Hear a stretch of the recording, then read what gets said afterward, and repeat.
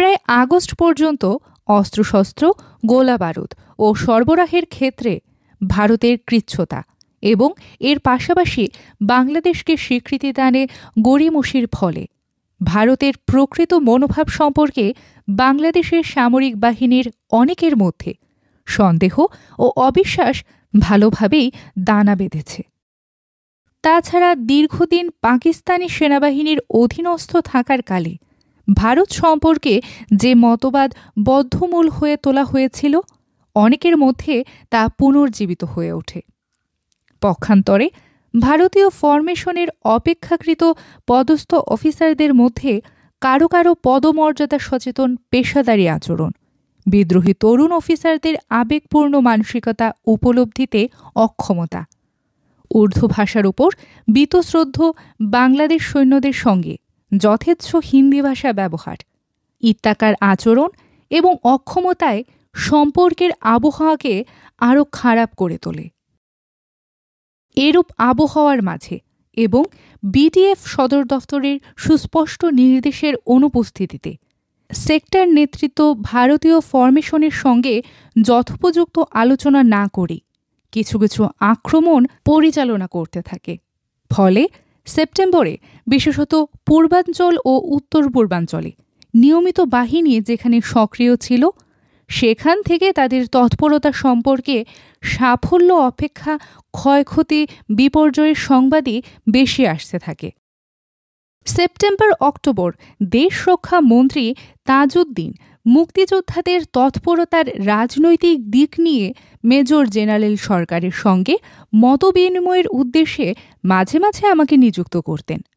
এই সুবাদে সেই সময় নিয়মিত বাহিনীর ক্ষয়ক্ষতি ও বিপর্যয়ের সংবাদ আসার পর এগুলির পুনরাবৃত্তি রোধ করার উপায় উদ্ভাবনের যে চিন্তাভাবনা ও আলোচনা চলতে থাকে, সে সম্পর্কে মোটামুটি অবহিত থাকতাম। সেপ্টেম্বরের শেষ দিকে এবং অক্টোবরের প্রথম দিকে এই চিন্তা ভাবনা ও পরিস্থিতি পর্যালোচনা থেকে দুটো উপলব্ধি মুখ্য হয়ে ওঠে। প্রথমত, নিয়মিত বাহিনী যদিও বাংলাদেশ কমান্ডের অধীন, তবু যেসব অঞ্চল থেকে সশস্ত্র তৎপরতা চালানো হতো, সেসব অঞ্চল ভারতীয় ভূখণ্ড বিধায় পাকিস্তানি পাল্টা আক্রমণের ঝুঁকি ছিল মুখ্যত ভারতেরই। তাছাড়া এইসব তৎপরতার সফল পরিচালনার জন্য ভারতের অন্যবিধ সহযোগিতারও প্রয়োজন ছিল। কাজেই তৎপরতার স্থান নির্বাচন ছাড়াও এর সাফল্যের জন্য উভয় পক্ষের স্থানীয় ইউনিটের মিলিত পরিকল্পনা ও প্রস্তুতি গ্রহণ করা একান্ত আবশ্যক ছিল। কিন্তু অক্টোবরে এই যুগ্ম পরিকল্পনার ক্ষেত্রে অবস্থার কিছু উন্নতি ঘটার পরেও যখন কয়েকটি তৎপরতা ব্যর্থ হয়, তখন এই ব্যর্থতার জন্য পরস্পরের প্রতি দোষারোপের চেষ্টা ক্রমান্বয়ে তিক্ত আকার ধারণ করে। এর ফলে দ্বিতীয় উপলব্ধিও ক্রমশ অত্যন্ত জোরালো হয়ে ওঠে। কোনো তৎপরতায় যেখানে একাধিক স্বতন্ত্র বাহিনীকে একযোগে কাজ করতে হয়, সেখানে দ্বৈত কমান্ডের উপস্থিতি ব্যর্থতার পথকেই কেবল প্রশস্ত করে। সামরিক অভিযানের ক্ষেত্রে দায়িত্ব সুনির্দিষ্ট ও অভিবাজ্য। এই অভিজ্ঞতার ভিত্তিতে প্রথম মহাযুদ্ধকালে মিত্র দেশগুলির মধ্যে সম্মিলিত কমান্ড ব্যবস্থা উদ্ভব ঘটেছিল। খুব সীমিত পরিসরে হলেও সীমান্ত তৎপরতার পরিচালনার ক্ষেত্রে বাংলাদেশ সেক্টর ও ভারতীয় ফরমেশনের যুগ্ম কমান্ড গঠনের আবশ্যকতা অত্যন্ত জরুরি হয়ে ওঠে। কিন্তু এই প্রশ্নে ওসমানীকে সম্মত করাতে তাজউদ্দিনকে অত্যন্ত বেগ পেতে হয়। ওসমানীর তীব্র বিরোধিতাকে অতিক্রম করে অক্টোবরের শেষ দিকে সীমান্ত যুদ্ধের জন্য অবশেষে যখন যুগ্ম কমান্ড গঠিত হয়, তখন রণক্ষেত্রের বাস্তব পরিস্থিতি ভিন্ন রূপ ধারণ করে এবং ফলে যুগ্ম কমান্ড গঠনের মূল উদ্দেশ্যও অনেকাংশে অর্থহীন হয়ে পড়ে। প্রথমত, জিয়াউর রহমানের নেতৃত্বাধীন প্রথম ব্রিগেড কার্যকরভাবে ব্যবহৃত না হওয়ায় এবং নিকট ভবিষ্যতে কার্যকরভাবে ব্যবহৃত হওয়ার সম্ভাবনা না থাকায় প্রধান সেনাপতি ওসমানী তার নতুন অপস প্ল্যান অনুযায়ী সিলেটের চা বাগানে এই ব্রিগেডকে কোম্পানি বা পেটুন গ্রুপে ভাগ করে গেরিলা তৎপরতা চালাবার জন্য নিয়োগ করেন। ফলে 3টি পুরাতন ব্যাটালিয়নের বড় অংশই সীমান্ত যুদ্ধ থেকে বাদ পড়ে। দ্বিতীয়ত, সেপ্টেম্বরের শেষে ইন্দিরা গান্ধী সাফল্যজনক মস্কো সফরের পর ভারতীয় ইস্টার্ন কমান্ডকে যখন জানানো হয় যে অতঃপর ভারতীয় বাহিনীকে কেবলমাত্র অবস্থা অঞ্চল গঠনের লক্ষ্যে আবদ্ধ রাখার প্রয়োজন নেই, তখন বৃহত্তর ভূমিকার প্রস্তুতি হিসেবে অক্টোবরের মাঝামাঝি থেকে ভারতীয় বাহিনী নিজেরাই পাকিস্তানি অবস্থানের বিরুদ্ধে সীমান্ত সংঘর্ষে মুখ্য ভূমিকা গ্রহণ করতে শুরু করে, প্রথমে ব্যাটালিয়ন পর্যায়ে, পরে ব্রিগেড পর্যায়ে। ফলে তাদের কাছে বাংলাদেশের সেক্টর ইউনিটের গুরুত্ব দ্রুত হ্রাস পেতে শুরু করে। পাশাপাশি পূর্ণাঙ্গ যুদ্ধে ভারতের অংশগ্রহণের সম্ভাবনা বেড়ে ওঠায় মুক্তিযোদ্ধাদের তৎপরতা দ্রুত বৃদ্ধি করে পাকিস্তানি বাহিনীকে যুদ্ধ পরিশ্রান্ত করে তোলার জন্য ভারতীয় পক্ষের আগ্রহ অক্টোবর নাগাদ গভীরতর হয়। ওসমানী তার পরিবর্তিত ওপস প্ল্যান অনুযায়ী নিয়মিত বাহিনীর একাংশকে গেরিলা যুদ্ধে দেশের অভ্যন্তরে প্রেরণ করার ফলে মুক্তিযোদ্ধাদের তৎপরতা বৃদ্ধির ব্যাপারে ভারতীয় আগ্রহ সাহায্যপ্রাপ্ত হয়। অধ্যায় 15, সেপ্টেম্বর অক্টোবর। সেপ্টেম্বর থেকে প্রতি মাসে 20,000 মুক্তিযোদ্ধাকে ট্রেনিং দানের সিদ্ধান্ত বাংলাদেশের প্রবাসী প্রশাসনের জন্য এক বড় সমস্যা হয়ে দাঁড়ায়। প্রথম থেকেই বিপুল সংখ্যক প্রার্থীর মধ্য থেকে স্বল্প সংখ্যক মুক্তিযোদ্ধাকে মনোনয়ন দেয়া একটি জটিল সমস্যা ছিল। উপযুক্ত এই সব যুবকদের আলাদা আশ্রয় এবং তাদের দৈহিক সুস্থতা ও মানসিক উদ্দীপনা বজায় রাখার জন্য জুনের প্রথম সপ্তাহে যুব শিবির স্থাপনের স্কিম অনুমোদিত হয়। জুনের শেষ সপ্তাহে মুক্তিযোদ্ধাদের তৎপরতা শুরুর অব্যবহিত পর দেশের যুব সম্প্রদায় যখন পাকিস্তানি বাহিনীর বিশেষ আক্রমণের লক্ষ্যে পরিণত হয়, তখন থেকে আরও অধিক সংখ্যায় তারা ভারতে পালিয়ে আসতে শুরু করে। ফলে ট্রেনিং প্রার্থী এই অতিরিক্ত যুবকদের সাময়িক আশ্রয়স্থল হিসেবে 24টি যুব শিবির প্রতিষ্ঠার সিদ্ধান্ত বাস্তবায়িত করার প্রচেষ্টা ছাড়াও যুব অভ্যর্থনা শিবির স্থাপনের কাজ চলতে থাকে।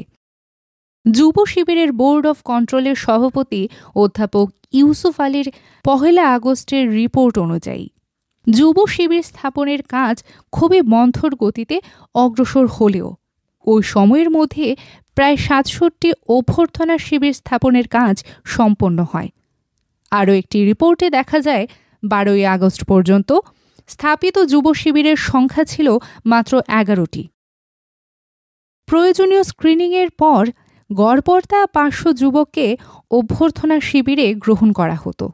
পরে তাদের মধ্য থেকে যোগ্যতার ভিত্তিতে 1000 আসন বিশিষ্ট যুব শিবিরে স্থানান্তরিত করা হতো। সবশেষে এই যুব শিবির থেকেই সশস্ত্র ট্রেনিংয়ের জন্য চূড়ান্তভাবে মনোনীতদের ট্রেনিং শিবিরে পাঠানো হতো। এই পর্যায়ক্রমিক স্ক্রিনিংয়ের মাধ্যমে দৈহিক ও চারিত্রিক যোগ্যতার ভিত্তিতে মুক্তিযোদ্ধা রিক্রুট করার যে সুযোগ ছিল তা পূর্ব বর্ণিত রাজনৈতিক কারণে বহুলাংশে ব্যর্থ হয়। রিক্রুটমেন্ট ও ট্রেনিং ব্যবস্থার মৌলিক দুর্বলতা সংশোধন না করে কেবল যুব শিবির ও অভ্যর্থনা শিবিরের দ্রুত সংখ্যা বাড়িয়ে মুক্তিযোদ্ধাদের সংখ্যা বৃদ্ধির প্রয়োজন মেটানোর উদ্যোগ নেওয়া হয়। অবশ্য 15, 16 এবং 21 সেপ্টেম্বর স্বরাষ্ট্র, সাহায্য ও পুনর্বাসন মন্ত্রী কামরুজ্জামানের সভাপতিত্বে অনুষ্ঠিত যুব শিবিরের বোর্ড অফ কন্ট্রোল এবং কেন্দ্রীয় সাহায্য ও পুনর্বাসন কমিটির যুগ্ম অধিবেশনে যুব শিবির ব্যবস্থাপনা উন্নত করার উদ্দেশ্যে কিছু প্রয়োজনীয় সিদ্ধান্ত গ্রহণ করা হয়। যুব শিবিরের ডিরেক্টর এবং তার প্রশাসনিক সহকর্মীদের প্রচেষ্টায় সেপ্টেম্বরের শেষ নাগাদ সমগ্র সীমান্ত অঞ্চল বরাবর 24টি যুব শিবির এবং 100টি অভ্যর্থনা শিবির স্থাপনের লক্ষ্য অর্জিত হয়।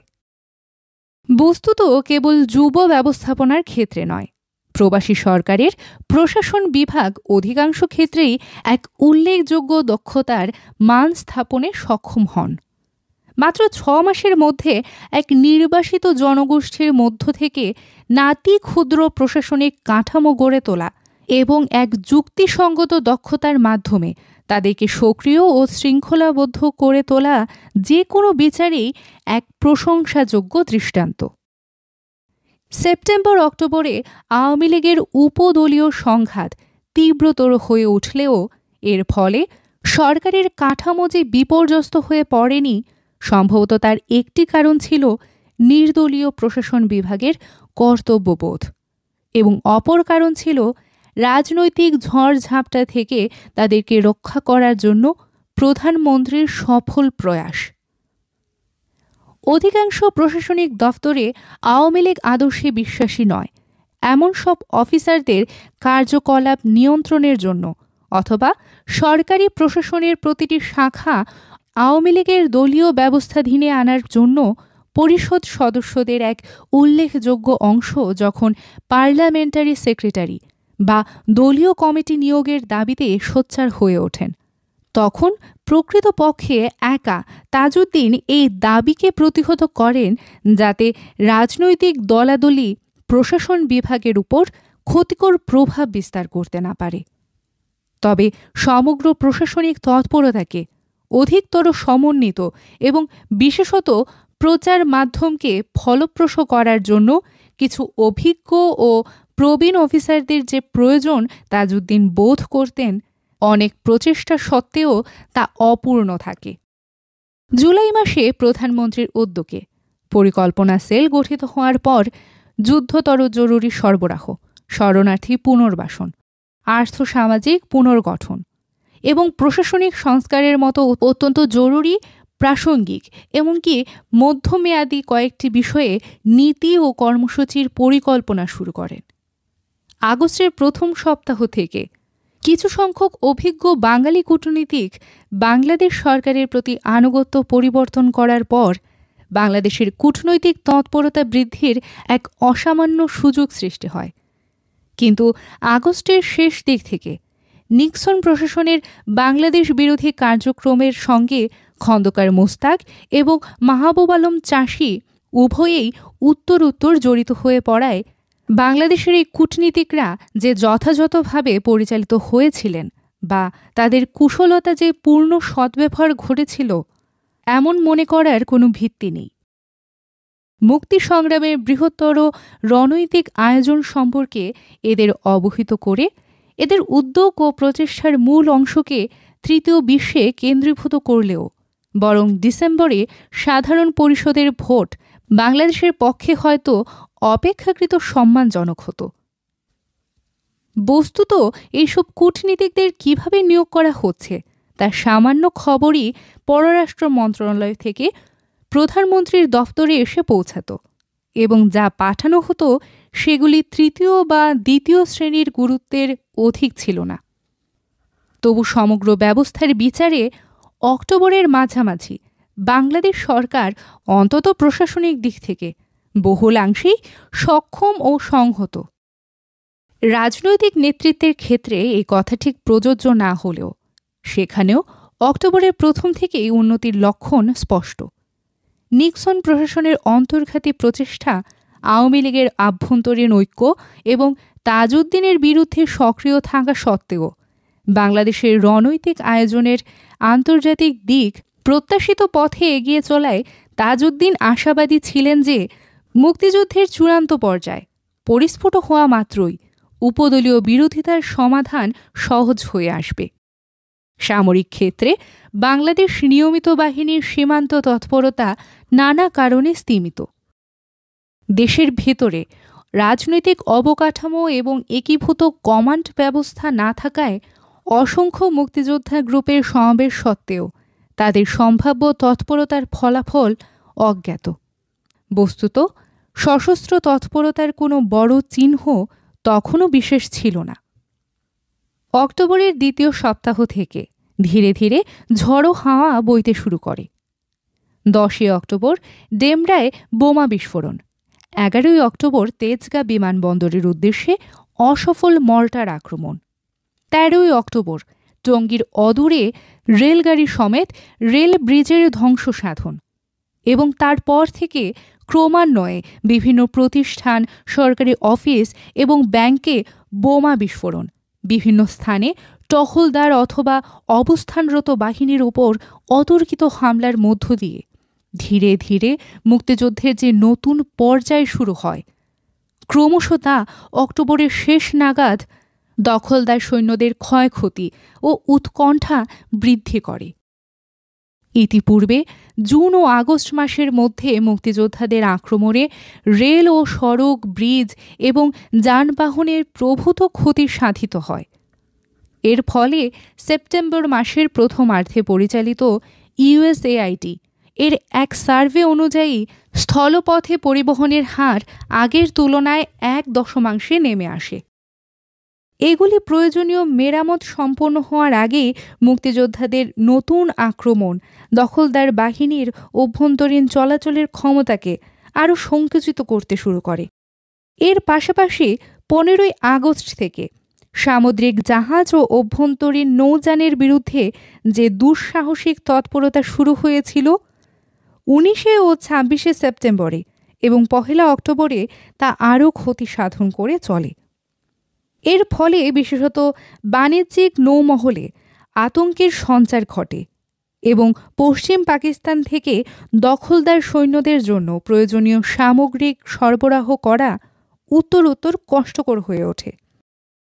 একই সময়ে সীমান্ত অঞ্চলে সৈন্য চলাচল, অবস্থান এবং যোগাযোগের উপযোগী সামরিক অবকাঠামো তৈরির কাজ সম্পন্ন হয়ে আসায় ভারতীয় সেনাবাহিনীর পরিকল্পিত সমাবেশ দ্রুত অগ্রসর হতে থাকে এবং বাংলাদেশ ও ভারতীয় বাহিনীর মিলিত অভিযান পাকিস্তানের অবশিষ্ট সীমান্ত ঘাটের ধ্বংস সাধনে নিয়োজিত হয়।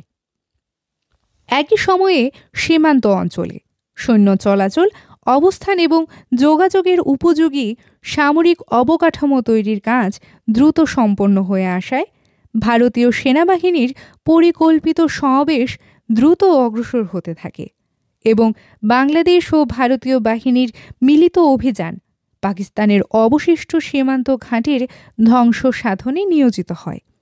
ফলে অক্টোবরের শেষ নাগাদ সর্বমোট 370টি সীমান্ত ঘাটের মধ্যে মাত্র 90টি টিকে থাকে। কিন্তু কোনো কোনো অভিযানে একাধিক ভারতীয় ব্যাটালিয়ন অংশগ্রহণ করা সত্ত্বেও পাকিস্তানের সুরক্ষিত সীমান্ত ঘাঁটিগুলির জোরালো প্রতিরোধ ক্ষমতা সৃষ্টি হয়। ফলে গৃহীতব্য রণকৌশল সম্পর্কে একটি মূল্যায়ন উপলব্ধি ঘটে। সম্মুখ সমরে এইসব সুদৃঢ় সীমান্ত ঘাঁটি পরাভূত করা যেহেতু খুবই সময়সাপেক্ষ ব্যাপার, সেহেতু এসব ঘাঁটি পাশ কাটিয়ে ঢাকার দিকে এগিয়ে যাওয়াই দ্রুত বিজয় লাভের অন্যতম মূল পূর্বশর্ত। অক্টোবরের দ্বিতীয় সপ্তাহ থেকে দেশের ভেতরে মুক্তিযোদ্ধাদের তৎপরতা এবং দেশের সীমান্তে মিলিত বাহিনীর যে আক্রমণ শুরু হয় তা মূলত ছিল জুন-জুলাই মাসে অর্জিত অভিজ্ঞতার ভিত্তিতেই পরিচালিত। ভেতর এবং বাহির উভয় দিক থেকে একযোগে পাকিস্তানি বাহিনীর উপর চাপ সৃষ্টি হলে তারা যে ভেতরের আয়োজন অনেকখানি উপেক্ষা করেই সীমান্ত অবধি বিস্তৃত হয়ে পড়ে এবং তার ফলে গেরিলা তৎপরতার সুযোগ বৃদ্ধি পাওয়া ছাড়াও দখলদার বাহিনী যে খণ্ড বিখণ্ড হয়ে পড়ে তা এ সময়ে পরিলক্ষিত হয়। ছোট বড় কোনো প্রকার ভূখণ্ড হারানো রাজনৈতিক কারণে পাকিস্তানিদের মেনে নেওয়া সম্ভব নয় এবং এর জন্য নিজেদের একীভূত শক্তিকে খণ্ড বিখণ্ড করতেও যে তাদের কোনো দ্বিধা নেই, 3 মাস পূর্বে মুক্তিযোদ্ধাদের প্রথম তৎপরতাকালেই তা স্পষ্ট হয়েছিল। এবার তফাৎ প্রথমত ছিল এই যে একটি নির্দিষ্ট সামরিক লক্ষ্যের অভিমুখে সংখ্যায় অল্প বাংলাদেশ বাহিনীকে সাহায্য করার জন্য কয়েকগুণ বড় ও শক্তিশালী ভারতীয় সৈন্য সীমান্ত অঞ্চল বরাবর চাপ সৃষ্টির কাজে তৎপর হয় এবং দ্বিতীয়ত দেশের ভেতরে বিরামহীন ঢেউয়ের মতো সশস্ত্র তরুণের দল যাতে পেছন থেকে শত্রুর শক্তি ক্ষয় করে যেতে পারে তার ব্যবস্থা দিয়েও সম্পন্ন করা হয়। অক্টোবরের শেষে এই যুগ্ম তৎপরতা দখলদার পাকিস্তানি সৈন্যদের জন্য এক সঙ্গীন অবস্থার সৃষ্টি করে। ফলে বড় রকমের বহিরাক্রমণ প্রতিরোধের ক্ষমতা তাদের লোপ পায়। 1947 সাল থেকে পাকিস্তান কেবল পশ্চিম রণাঙ্গনের যুদ্ধের জন্যই প্রস্তুতি নিয়ে এসেছে। 1971-এর 25শে মার্চ থেকে নিরস্ত্র বাঙালিদের নিপীড়ন ও হত্যার জন্য পক্ষকালের মধ্যে আরও 2 ডিভিশন সৈন্য নিয়ে এসে গোটা পূর্বাঞ্চলকে বদ্ধভূমিতে রূপান্তরিত করার সময় সম্ভবত তারা কল্পনাও করে উঠতে পারেনি যে এই নির্বুদ্ধিতার মূল্য হিসেবে শীঘ্রই তাদেরকে 3 রণাঙ্গনে যুদ্ধের দায়িত্ব নিতে হবে: পশ্চিমাঞ্চলে, পূর্বাঞ্চলের সীমান্তে এবং পূর্বাঞ্চলের অভ্যন্তরীণ জনপদে। অধ্যায় 16 অক্টোবর। অক্টোবর মাসে আন্তর্জাতিক ও রাজনৈতিক ক্ষেত্রে এমন কোনো নতুন উপাদানের সংযোজন ঘটেনি যার ফলে উপমহাদেশের ঘটনাধারায় কোনো দিক পরিবর্তন সম্ভব ছিল। পাকিস্তানের সামরিক কোঠারি ক্ষমতা হস্তান্তরের প্রশ্ন আগের মতোই অনিচ্ছুক। কাজেই তাদের পক্ষে রাজনৈতিক মীমাংসার কোনো নতুন প্রস্তাব তোলা বা মেনে নেওয়া সম্ভব ছিল না। পূর্বাঞ্চলে মুক্তিযোদ্ধাদের সম্ভাব্য তৎপরতা যদি সত্যই বিপদমাত্রা অতিক্রম করে, তবে তা প্রতিরোধের সর্বশেষ উপায় হিসেবে তারা সীমিত আকারে পাক ভারত যুদ্ধ সংগঠনের জন্য পশ্চিম ও পূর্ব উভয় সীমান্ত বরাবর সৈন্য সমাবেশ সম্পন্ন করে। কিন্তু পরিবর্তিত শক্তির ভারসাম্যে নিজেদের দুর্বলতার কথা বিবেচনা করে যুদ্ধ অথবা কূটনীতি যে উপায়েই হোক পূর্ব বাংলার উপর দখল যাতে বজায় রাখা সম্ভব হয়, তজ্জন্য আমেরিকার উপরেই ইয়াহিয়া সরকারকে সর্বাংশে নির্ভরশীল হয়ে পড়তে দেখা যায়। আমেরিকাও ছিল মুক্তিযুদ্ধ প্রতিরোধ তথা পাকিস্তানের অখণ্ডতা রক্ষায় আগের মতো বদ্ধপরিকর। কিন্তু মুক্তিযোদ্ধাদের তৎপরতা রোধ করার ক্ষেত্রে তাদের সকল প্রয়াস যেমন তখন অবধি অসফল, তেমনি মুক্তিযোদ্ধাদের সাহায্যের প্রশ্নে ভারতকে নিবৃত্ত করার উপায়ও তাদের অজানা। পাকিস্তানের অপর মিত্র চীন সংকটের প্রথম দিকে পাকিস্তানের পক্ষে সমর্থনসূচক অভিমত প্রকাশ করার পর বিগত কয়েক মাস যাবৎ রহস্যময়ভাবেই নীরব হয়ে থাকে। কিন্তু ভারত সোভিয়েত মৈত্রী চুক্তি এবং 29শে সেপ্টেম্বর ভারত সোভিয়েত যুক্ত ইশতেহার প্রকাশিত হওয়ার পর ভারতের বিরুদ্ধে চীনের সামরিক হস্তক্ষেপের সম্ভাবনা আরও হ্রাস পেয়েছে বলে অনুমান করা সঙ্গত ছিল। অন্যদিকে জুলাই থেকে সোভিয়েত ইউনিয়ন ক্রমশ ভারতের দৃষ্টিভঙ্গির নিকটবর্তী হয়ে ওঠার পরেও শেখ মুজিবের মুক্তি ও শান্তিপূর্ণ ক্ষমতা হস্তান্তরের সম্ভাবনা সম্পর্কে যেটুকু আশা সোভিয়েত কর্তৃপক্ষের ছিল, পাকিস্তানের অনমনীয়তার দরুন অক্টোবরের শেষ দিকে তা নিঃশেষিত হয় এবং ফলে সোভিয়েত ভূমিকা মৈত্রী চুক্তির নবম ধারার অধীনে কার্যকর হতে শুরু করে। আর ভারত শরণার্থী সমস্যা সমাধানের সর্বশেষ উপায় হিসেবে সামরিক পদক্ষেপ সম্পর্কে সোভিয়েত ইউনিয়নের পরোক্ষ সমর্থন আদায়ের পর এতদ সংক্রান্ত অবশিষ্ট সামরিক ও কূটনৈতিক আয়োজন সম্পন্ন করার কাজে পুনরুদ্যমে আত্মনিয়োগ করে। কাজেই বাংলাদেশের দৃষ্টিকোণ থেকে অক্টোবরের শেষে আঞ্চলিক শক্তির ভারসাম্য স্পষ্টতই ছিল দখলদার সৈন্যদের বিরুদ্ধে। বাংলাদেশের মুক্তির জন্য সর্বাত্মক সামরিক অভিযান শুরু করার পূর্বে অবশিষ্ট মূল ছিল সম্ভাব্য আন্তর্জাতিক হস্তক্ষেপে যুদ্ধবিরতি কার্যকর হওয়ার আগেই এই অভিযান সফলভাবে পরিসমাপ্ত করার সম্ভাব্যতা নিয়ে। অক্টোবরের প্রথমার্ধে পাকিস্তান তার সমর প্রস্তুতি সম্পন্ন করে। তৎসত্ত্বেও পশ্চিম, পূর্ব এবং আভ্যন্তরীণ এই 3 রণাঙ্গনের যুদ্ধের কথা বিবেচনা করে স্থিতা অবস্থা বজায় রাখার জন্য পাকিস্তান যুক্তরাষ্ট্রের উপর প্রায় সর্বতোভাবে নির্ভরশীল হয়ে পড়ে। সেপ্টেম্বরের শেষে মস্কো থেকে প্রকাশিত ভারত সোভিয়েত যুক্ত ঘোষণার মর্ম পাকিস্তানের জন্য বিশেষ দুর্বোধ্য ছিল না। তদুপরি সেপ্টেম্বর থেকে চীনের আভ্যন্তরীণ গোলযোগ এবং ব্যাপক শুদ্ধি অভিযান শুরু হওয়ায় চীনা সশস্ত্র বাহিনীর উপর এর প্রতিক্রিয়া ও প্রভাব পাকিস্তানের সম্পূর্ণ অগোচরে থাকার কথা নয়। তাছাড়া লিন পিনাওয়ের ব্যর্থ অভ্যুত্থানের 2 সপ্তাহ আগে সম্ভাব্য পাক ভারত যুদ্ধে চীনের প্রত্যাশিত ভূমিকা সম্পর্কে পাকিস্তানের রাষ্ট্রদূত খাজা মোহাম্মদ কায়সার তার অনিশ্চয়তা বোধের কথা পাকিস্তানের পররাষ্ট্র সচিব সুলতান মোহাম্মদ খানকে জ্ঞাপন করেন। এই অনিশ্চয়তা বোধ পাকিস্তানের জন্য অক্টোবরের প্রথম সপ্তাহ নাগাদ সম্ভবত গভীর উৎকণ্ঠায় পরিণত হয়। মস্কো ঘোষণার মর্ম এবং চীনের শুদ্ধি অভিযানের তাৎপর্য ছাড়াও ভারতের বিভিন্ন ক্যাম্পে বিপুল সংখ্যক বাংলাদেশ মুক্তিযোদ্ধা প্রশিক্ষণের সংবাদ এবং পূর্ব ও পশ্চিম উভয় সীমান্তে ভারতের সৈন্য সমাবেশের আয়োজন দৃষ্টে পাকিস্তান নিজস্ব নিরাপত্তার সকল জিম্মাদারি কার্যত যুক্তরাষ্ট্রের কাছে সমর্পণ করেন। 7 অক্টোবর ইয়াহিয়া উপমহাদেশে পরিস্থিতির দ্রুত অবনতি রোধকল্পে প্রেসিডেন্ট নিক্সনের ব্যক্তিগত উদ্যোগ কামনা করে কিসিঞ্জারকে এক জরুরি বার্তা পাঠান। কিসিঞ্জার ওই দিনই উপমহাদেশের যুদ্ধের আশঙ্কা রোধ করার উদ্দেশ্যে যুক্তরাষ্ট্রের ন্যাশনাল সিকিউরিটি কাউন্সিলের কার্যকরী উপসংস্থা ওয়াশিংটন স্পেশাল অ্যাকশন গ্রুপ এর জরুরি বৈঠক তলব করেন। এই উপসংস্থা ক্রমবর্ধমান বিপদ থেকে পাকিস্তানকে রক্ষা করার জন্য পাক ভারত সীমান্ত থেকে উভয় পক্ষেও সৈন্য প্রত্যাহার করার পক্ষে একাধিক উদ্যোগ গ্রহণের সিদ্ধান্ত নেয়। এর মধ্যে অন্যতম মূল উদ্যোগ ছিল সীমান্ত থেকে সৈন্য অপসারণ এবং বাংলাদেশে মুক্তিযোদ্ধা প্রেরণ বন্ধের ব্যাপারে ভারতের উপর চাপ প্রয়োগ করার জন্য সোভিয়েত ইউনিয়নকে সম্মত করানো। অবশ্য সরাসরি ভারতের উপর চাপ প্রয়োগের ব্যাপারেও মার্কিন সরকারের কোনো কুণ্ঠা ছিল না। 12 অক্টোবর দিল্লিস্থ মার্কিন রাষ্ট্রদূত ভারতের প্রধানমন্ত্রীর সঙ্গে সাক্ষাৎ করে স্পষ্ট ভাষায় অবহিত করেন, ভারত যদি মুক্তিযোদ্ধাদের সাহায্য প্রদান থেকে নিবৃত্ত না হয় তবে পাকিস্তান পশ্চিম দিক থেকে ভারত আক্রমণ করবে।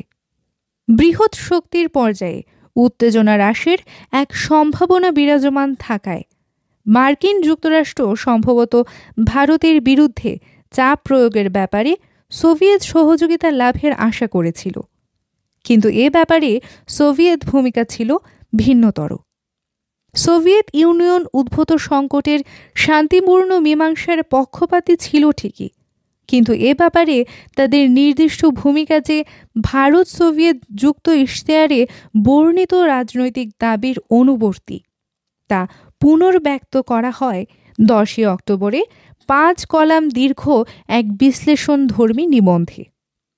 তারপরেও সোভিয়েত মনোভাব পরিবর্তন করার জন্য মার্কিন তৎপরতা ক্রমশই জোরদার হতে থাকে, কিন্তু ক্ষমতা হস্তান্তরের জন্য 12 অক্টোবর ইয়াহিয়া খানের নতুন এক কর্মসূচি ঘোষিত হয়।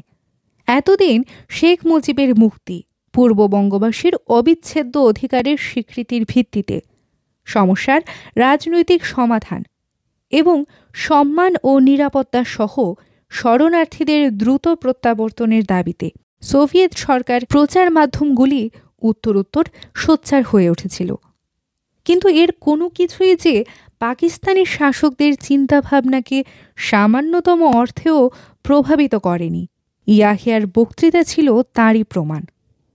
ইয়াহিয়া এই বক্তৃতায় আওয়ামী লীগের সঙ্গে আপোষ রফার কোনো তোয়াক্কা না করেই অবৈধভাবে শূন্য ঘোষিত জাতীয় পরিষদের 78টি আসনে 23 ডিসেম্বরের মধ্যে উপনির্বাচন অনুষ্ঠান এবং 27 ডিসেম্বরে জাতীয় পরিষদ অধিবেশনের কর্মসূচি ঘোষণা করেন।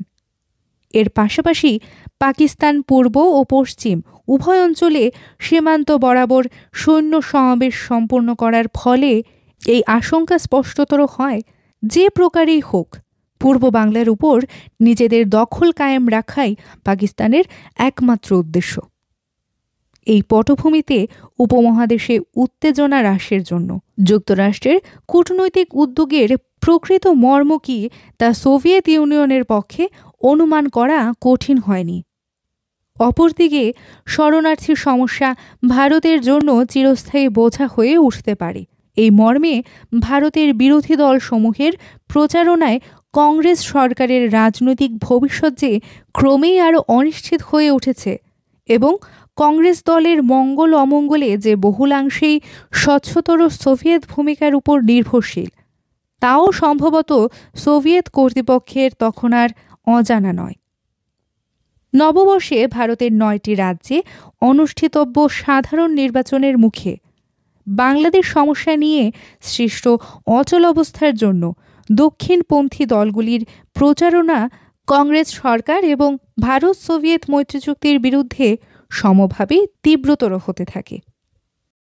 এই অবস্থায় 16ই অক্টোবর সোভিয়েত কমিউনিস্ট পার্টির মুখপাত্র প্রাভদার রাজনৈতিক ভাষ্যকার স্পষ্টভাবে ঘোষণা করেন, উপমহাদেশে উত্তেজনার কারণ এবং এই উত্তেজনার দ্রুত বৃদ্ধির সমস্ত দোষ সর্বতোভাবেই পাকিস্তানের একার। পাকিস্তানের বিরুদ্ধে সোভিয়েত মনোভাব উত্তরোত্তর কঠোর হয়ে ওঠা সত্ত্বেও 18ই অক্টোবর মার্কিন রাষ্ট্রদূত বিম মস্কোয় পররাষ্ট্রমন্ত্রী গ্রোমিকোর কাছে পাক ভারত সীমান্ত থেকে উভয় পক্ষেও সৈন্য প্রত্যাহারের জন্য মার্কিন সোভিয়েত যৌথ উদ্যোগ গ্রহণের প্রস্তাব করেন। 1971 সালে জাতিসংঘ সেক্রেটারি জেনারেল উথানোট অন্তত বাংলাদেশ প্রশ্নে প্রায়শ মার্কিন উদ্যোগের এক পরিপূরক ভূমিকা গ্রহণের প্রবণতা দেখাতেন। 20 অক্টোবরে তিনি পাকিস্তান ও ভারতের কাছে সমগ্র সীমান্ত বরাবর জাতিসংঘ পর্যবেক্ষক দল নিয়োগের আনুষ্ঠানিক প্রস্তাব করেন। 21 অক্টোবর ইয়াহিয়া খান জাতিসংঘের পর্যবেক্ষক নিয়োগ করে ভারত পূর্ব পাকিস্তান সীমান্ত থেকে উভয় পক্ষের সৈন্য প্রত্যাহার করার অনুকূলে ত্বরিত সম্মতি জানান। ভারত সরকারের আনুষ্ঠানিক জবাব অনেক পরে দেয়া হলেও অন্য সূত্র থেকে ভারতের বক্তব্য প্রায় সঙ্গে সঙ্গেই জানানো হয়। বাংলাদেশ সমস্যার রাজনৈতিক নিষ্পত্তি এবং শরণার্থীদের সসম্মানের স্বদেশ প্রত্যাবর্তনের ব্যাপারে পাকিস্তানের সম্মতি না পাওয়া পর্যন্ত ভারতের পক্ষে সৈন্য প্রত্যাহার করা সম্ভব নয়। বিশেষত সীমান্ত থেকে ভারতের সৈন্য ঘাঁটিগুলি তুলনামূলকভাবে দূরেও অবস্থিত হয়। জরুরি অবস্থায় সৈন্য সমাবেশ যেখানে তাদের জন্য অপেক্ষাকৃত সময় সাপেক্ষ ব্যাপার।